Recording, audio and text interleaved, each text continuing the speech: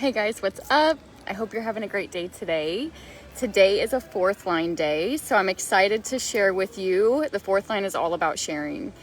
And the fourth line, we are in gate of intimacy in the sun. We are in gate of abundance or spirit in the earth. And so this is 59 and 55, and both of them are 0.4. So on fourth line days, this is all about your network.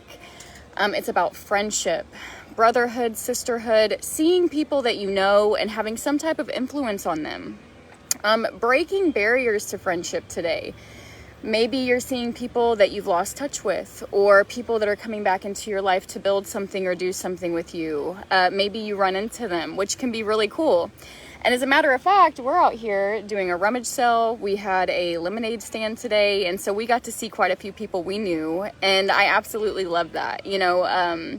These gates are big gates for me and Bear both, and so we got to share ourselves, and we got some of our people to come and share themselves with us, and that is a win-win for me. And so with 59 being in the sun, we are sharing about breaking barriers to friendship, coming into union, establishing union, and finding your people, finding the confidant, finding the friends that you can tell everything to. Friendship, it's funny, something human design says is that friends have no secrets and lovers need to have secrets. And so funny things can happen for this fourth line. With it being all about people that you're already friends with, it's like people with the fourth line in their profile, when they are going into romantic relationship, typically they are already friends with that person first. Maybe they've been friends for a very, very long time, and then they begin to move into a deeper relationship. And what is so interesting and maybe hard about that is that you're going from the place where you have no secrets to the place where maybe you need to have some secrets. And so, for example, when you have two longtime friends and as soon as they consummate that relationship, as soon as they have sex, maybe you start seeing the other side of the wave, right? Maybe the high side is kindness and the low side is meanness. And maybe that meanness starts coming out all of a sudden. You're like, wait a second, this has nothing to do with us. We don't do this. And that meanness can start coming out because they know too much, right? They're like, well, you said with him back then you did this, and now I'm seeing that maybe you really did do this. And so maybe we start getting suspicion and we're comparing and we're doing things like this. And so funny things with this kindness and meanness that we can see in this sharing and this getting out, influencing, seeing people that you know. And that kindness and meanness, it resonates to strength and weakness. And so something that's big today, make sure that your boundaries are respected. There can be some funny things found in this line. People crossing boundaries, whether that's physical, whether that's intimate, whether that's energetic. And so make sure your boundaries are respected. And something else that you can know about this line in gate 59 is that sexual rejection can be found here. We can find people who maybe are like, oh, cuddles only. I only do friends, I don't really go there. And so that doesn't necessarily have to be a problem, right? That can be part of someone's unique difference and something that can be respected. And so when we go into 55.4, we're sharing spirit with the right people, right? We're externalizing, we're getting out, we're sharing with people we know, and we're asking ourselves, who feels good? We want to be happy, not sad, right? That's what gate 55 is all about in its emotional wave. And so we want to be happy. We need people who allow both sides, happy and sad. We need people who allow us to be in both moods, right? Like if I wake up and I'm moody, I need Bear to be like, chill, do your thing, And if I wake up and I'm on top of the world, like maybe Bear's like, yay, let's do something. People who respect and allow both so that you can be where you are and not have to disown parts of yourself and to let go of parts of yourself that are important, because both sides of that wave are so important. And something else to know here is that we do not need reasons for any of this, right? Maybe someone walks up to you and like, oh, what's wrong? We don't need a reason. We don't need a reason for having low chemicals in our body, right? Because that's all that the wave is. When we are in these high emotions, we are receiving some type of chemicals. And when we go low, we're receiving some type of chemicals. And me being fired, like me, my dog getting hurt, or, we can put reasons there. But sometimes there's just not reasons. Sometimes it's a natural flow, kind of like the cycles of the moon. Sushal, hey. He's barking at our rummage sale people coming up. And so flow in your mood. You know, if you're flowing in your mood, if you're honoring your mood, you should feel really good today. And hopefully you receive some things for you, some people for you, something that puts your spirit in a wonderful place, maybe some good company or something unexpected, you know, running into someone that you haven't seen in a really long time and reconnecting, you know, in friendship and spirit. And so the moon today, we have been in gate 10 all day, and we should be going into 58 very soon. So I'm going to talk about both of them very quickly. Moon in 10, this is behavior of the self. This is where we've been all day. And I have this gate. I love this gate. I'm so excited to talk to you guys about it. And so this is a complex and powerful role gate. It plugs into 3 other gates, and it is fueled. It brings behavior out in the now. It's fueled by splenic intuition. It's empowered by the sacral out of gate 34. And so this is a complex gate, and it's a big conditioner. This gate has massive impact on our planetary collective behavior, on the way that we act, treat each other, treat life. And so understanding behavior within the norms of human society. This is what the potential of this gate can bring. We can really start to understand this behavior and to watch it in ourselves and in others. And we can look at these norms, you know, as we're looking at these norms and how we're conditioned, we can accept those norms, we can challenge those norms, or we can completely defy them and be like, we're not doing this. Right? And so, for example, maybe we could pick some negative collective behavior. Men don't cry, right? So someone with gate 10, they're like, no, anybody who loves themselves is going to allow emotion. You know, that is not a good conditioner. That is not a good influence on us. We need to get rid of this. You know, we need to challenge this norm and defy this norm. And so that can be very beautiful, and it's going to be based in self-love. It's going to be based in an understanding of the self. And so this gate can come with some melancholy. It's a G center gate, so it's about love, identity, and direction. And the melancholy that can come here is that no one knows who you really are, that no one really sees you. And that's a melancholy, you know, that is interesting for me. I almost believe that none of us really can see each other at the deepest level. And so this melancholy doesn't necessarily affect me today because I know who I am. I get to watch myself and be that for myself. The foundation of this gate is modesty, so authenticity, you know, sinking back into being yourself and knowing that being authentic is the basis for any successful interaction. You know, being authentic is how you are going to connect to the other, you know, self to self. And that authenticity, it protects you in your relationships. If you can be authentic and honest about who you are showing people how to treat you. You know, you're telling them what to expect, and you are honoring yourself and sticking to yourself and not allowing yourself to be taken away, you know, from who you really are. And so the way to self-love is to surrender to life in full. And in doing this, you get to explore life. You get to become curious. You get to become aware of your authentic uniqueness. And this is a subject that's so awesome for me because when I had my big experience in 2018, I learned so much about myself. I had blocked out so many important pieces of me, memories, abilities, things from different lives. And it's like, as I came into that, you know, I got to become aware of my authentic uniqueness that I had never known about, you know, that I didn't even remember. And so that was such a beautiful experience for me.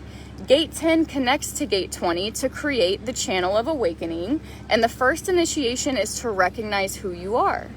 And so that's beautiful. And that can unfold at deeper and deeper levels. You know, at some point, I feel like I began to identify as this passenger, this watcher. And so now I really get to watch and recognize who I am all the time as I allow myself fully. And that can be a beautiful thing too. This quote is from Ra, and this is like my favorite thing ever. Awakening is not a commitment to becoming something. It is a commitment to being oneself.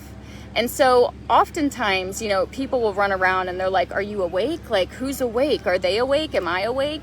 And anybody who's trying to become something, anyone who isn't trying to commit to being their self, you know, this is like a general misconception. You know, a lot of people will look at awakeness today like it's about knowing things, about life and this and that. And truly, it is just simply a commitment to being oneself, to surrendering to life, and to being in your own personal flow.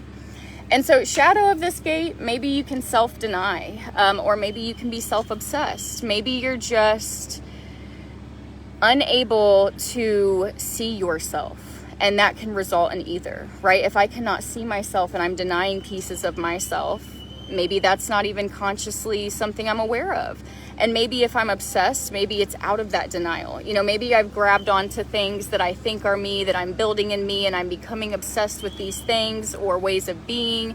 And so I think that this shadow can really be based in just not recognizing your own self, not really seeing yourself for who you are. And the gift is naturalness. So this is just a naturalness in your way of being, in your own flow.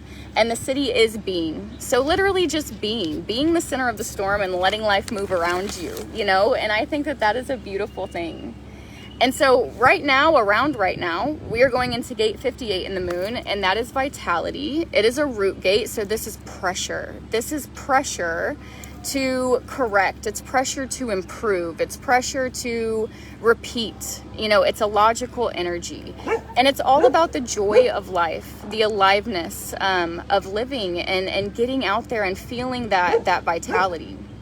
And so this gate can lead to mastery and correction as we are repeating, as we are learning, as we are figuring out where we are useful. You know, this gate is all about helping. I want to help the world move into the future in the best way. You know, how am I useful based on my uniqueness? Like, where can I fit into this process of correction in a way that I can truly help? And so all of that is wonderful. This is about the love of life manifesting itself in the wish to improve things and bring them to perfection. And so the love of life literally being in that, like underneath the movement, in that thing that brings you out into life, in that thing that like turns on that excitement where you're like, oh my gosh, I want to do that. Like, I'll do that over and over, you know, I'll do that and master that. And that is that like vitality, you know, that stimulation being the key to joy type of energy. And so criticism is a natural byproduct of improvement energy, right? Like, if we are here and we're trying to improve and we're trying to make things better, maybe we can start being overly critical. And something we can know about this energy is that it's about out there. It's about the collective. It's about the patterns that we all live in society. And it's not about correcting yourself. It's not about criticizing the individual human or maybe like the family or the tribe. It's really about larger society, you know, correcting those patterns so that humanity can have a safe future. And so betterment is founded on social and moral conditioning, and this gate challenges the conditioning to improve on it. So very similar to gate 10 in this challenging of the social norms, right? In this gate, we're just challenging the social conditioning. And so challenging the status quo, this gate can kind of show up as something that never seems satisfied. And that's okay, right? Like, we can have these insatiable people because they are here to make sure that we have those safe future patterns so that we can all move forward safely. And so this really is joy. It is that spark under all the movement, and it helps us find that independent urge to get out and get involved with life. It is that thing that moves you out there into that interest, into that thing, into that way that you can help, you know, others, yourself, life, the world. And so shadow of this gate, dissatisfaction, maybe one end is kind of joyless. Like, maybe you've really fallen into that critical energy and you're just not finding any joy in what you're doing or the changes that you're making. Maybe you continue to process longer than it needed to be continued. Maybe you focused on improving yourself instead of improving some big group collective thing, you know, and putting your energy there. And so that joylessness, it can feel so like you just can't get up off the couch, you know, like nothing out there is interesting and you just can't find your place or anything that you could care about. And so that can be a really hard place to be. On the other end, interfering, and it's basically going to be a reactive reflection of the joylessness. So this interfering, you are literally interfering out of the joylessness, right? Like, you are feeling this this lack of joy, or maybe even emptiness, and you are just trying to get in and get involved, to find some sense of like, I am doing something, you know? And so both of those places can feel like very exhausting, tiring places to be. And as you move into the gift, it's going to feel like vitality. It's going to literally feel like joy. And it feels like loving to come together, you know, to work together, to achieve and to make it better. And I love this gate so much. You know, challenging the status quo can be a funny thing. People can really get on you about doing that, especially if they are a part of the system. For example, maybe you're a little kid in the lunch line and the lunch lady puts lunch on your tray, and maybe you're like, oh, could I have a little more corn? Or maybe you correct the way they do that, right? She can really snap on you and make it so personal, when really, like, maybe you were just trying to make that correction so that you could eat your corn with joy or whatever, you know? And so it can be something that's seen in such a negative light, but truly correction can come from this place of joy. And it can be so much about actually loving life, loving people, not being afraid to look at what's not working because you love the people and yourself that much, and being an open and honest about it, you know, being able to have that conversation or look at that hard thing and not shy away, simply out of a sense of joyousness. And so I love you guys. I hope you have a great day today. I don't think I will be around tomorrow, so I will be back for you on Monday around lunchtime. Have a great day, guys. You can find the rest of my videos on my YouTube. And I think that's that. It's Lacey Garza HD. I'm deleting these once I put a new one up. So if you're looking for any of the old episodes, just go to my YouTube channel and you can find them there. I hope you guys have a great day. Bye, guys.